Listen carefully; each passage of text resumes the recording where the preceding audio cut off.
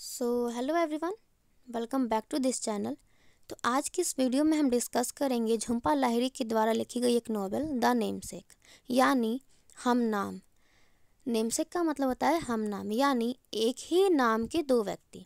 तो जिस तरह जैसे जैसे हम इस नॉवेल को पढ़ेंगे आपको पता लगेगा कि किस तरह से ये टाइटल स्टोरी को रिलेट करती है।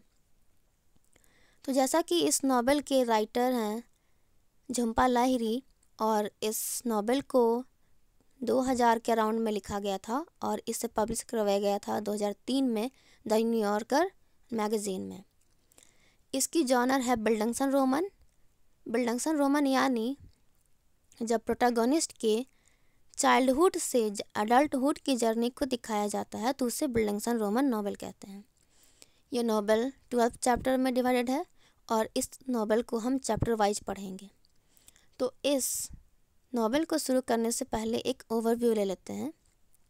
तो ये कहानी है एक बंगाली फैमिली की, जो कि पहले कलकत्ता में रह रही होती हैं और बाद में माइग्रेट करती हैं अमेरिका में।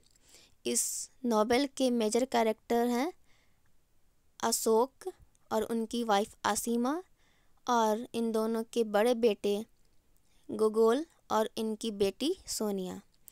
और इसमें और भी कैरेक्टर्स ऐड होंगे जैसे जैसे नॉवेल आगे बढ़ेंगे, जैसे कि गोगोल की वाइफ मासूमी, और भी कुछ कैरेक्टर्स इसमें ऐड होंगे। तो जैसे जैसे नॉवेल आगे बढ़ेगा हम देखेंगे सारे कैरेक्टर्स को भी।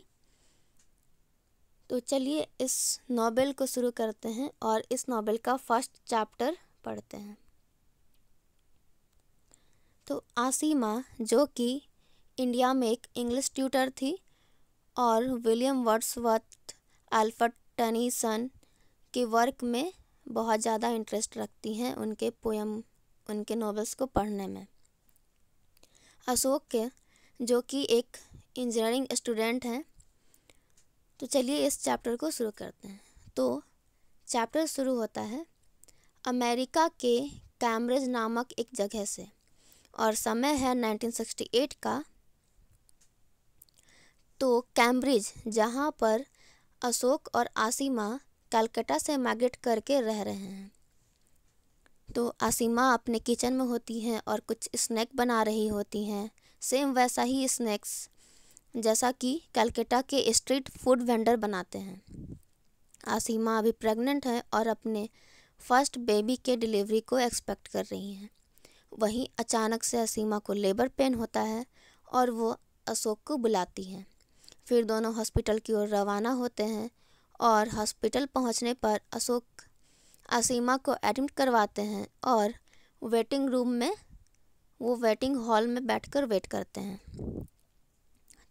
इधर आसिमा, जो कि अभी लेबर पेन में है, अपने कलाई पर बंधी घड़ी को देखती हैं, जो कि उसे उसके पेरेंट्स ने गिफ्ट किया था जब वो कलकत्ता छोड़कर अमेरिका आ रही थी। वह सोचती हैं अपने पुराने दिनों को कि किस तरह से एक दिन उसके पेरेंट्स एक व्यक्ति से उसकी मुलाकात करवाते हैं जिसका नाम था अशोक, जो कि आज उनके हस्बैंड हैं, जो कि आज आसिमा के हस्बैंड हैं। तो उनसे, अशोक से इनकी मुलाकात करवाते हैं आसिमा की उनके पेरेंट्स। अशोक उस टाइम बॉस्टन अमेरिका में इंजीनियरिंग की पढ़ाई कर रहा था और आसिमा ने कभी सोचा भी नहीं था कि वो कहीं इतने दूर आएगी, इतने दूर रहेगी, इतना उसे अकेलापन झेलना पड़ेगा। और आसिमा और अशोक की शादी करवा दी जाती है और जल्द ही वो दोनों अमेरिका आ जाते हैं। और इधर अशोक, जो कि वेटिंग हॉल में बैठकर वेट कर रहे हैं, पुराने न्यूज़पेपर को पढ़ रहे होते हैं और अशोक अपने यंग डेज को याद करते हैं। यंग डेज में घटी एक घटना को याद करते हैं।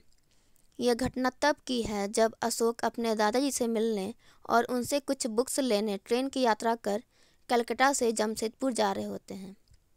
तो यात्रा के दौरान वो एक स्टोरी पढ़ रहे होते हैं जिसका नाम था द ओवरकोट, जो कि एक रशियन ऑथर निकोलाई गोगल के द्वारा लिखी गई थी। और इसी यात्रा के दौरान उन्हें अपने कंपार्टमेंट में एक बिजनेसमैन से मुलाकात होती है, अशोक की, जिसका नाम था घोष। उनकी बातचीत शुरू होती है और बातचीत में घोष अशोक को बताता है कि किस तरह से वो कभी इंग्लैंड में रहा करता था, लेकिन 2 साल बाद ही वो वापस इंडिया लौट आते हैं क्योंकि उसकी वाइफ को इंडिया में रहना पसंद था। और घोष बातों बातों में अशोक को बोलता है कि अगर कभी मन और मौका मिले तो अब्रॉड ज़रूर जाना। फिर वो अपने एड्रेस के बारे में बताता है कि वो कहाँ रहता है। फिर थोड़ा टाइम बीतता है और अशोक पाता है कि उसका जो कैबिन मेट्स हैं, जो उसके आसपास में बैठे हुए थे, वो सब सो गए हैं। और थोड़े देर बाद ही अचानक ट्रेन का एक्सीडेंट हो जाता है, जिसमें घोष के साथ दर्जनों मारे जाते हैं। अशोक बच जाते हैं क्योंकि जो अशोक बुक को पढ़ रहे थे, उस रशियन ऑथर के द्वारा लिखी गई बुक को पढ़ रहे थे, उसके पेज की फड़फड़ाहट रेस्क्यूअर का जो ध्यान है वो अशोक की ओर खींच लाती है और रेस्क्यूअर अशोक को बचा लेते हैं। कुछ महीने बीत जाते हैं, कुछ महीने लगते हैं और अशोक पूरी तरह से ठीक हो जाते हैं। और ठीक होने के बाद वो घोष की एडवाइस पर गौर करते हैं और उनका ऐसा विचार होता है कि वो अब पढ़ाई करने अब्रॉड जाना चाहते हैं। अशोक को स्कॉलरशिप भी मिल जाती है इंजीनियरिंग डॉक्टरल प्रोग्राम के लिए। अब अचानक अशोक अपने ख्याल से तभी वापस बाहर आते हैं और अपने रिब्स को छूते हैं, रिब्स को टच करते हैं, जो कि अब ठीक हो चुकी थी क्योंकि एक्सीडेंट के बाद अशोक को टिक डेवलप हो गया था। टिक यानी मांसपेशियों में खिंचाव आदि प्रॉब्लम्स उनको आ गई थी, जो कि अब बिल्कुल ठीक हो चुका है। और इस चैप्टर के एंड में अशोक को यह रियलाइज होता है कि उसे 3 जीवन मिला है। एक इंडिया में ट्रेन क्रैश होने से पहले का लाइफ, दूसरा एक्सीडेंट के बाद मिलने वाला लाइफ और तीसरा यूएस का लाइफ।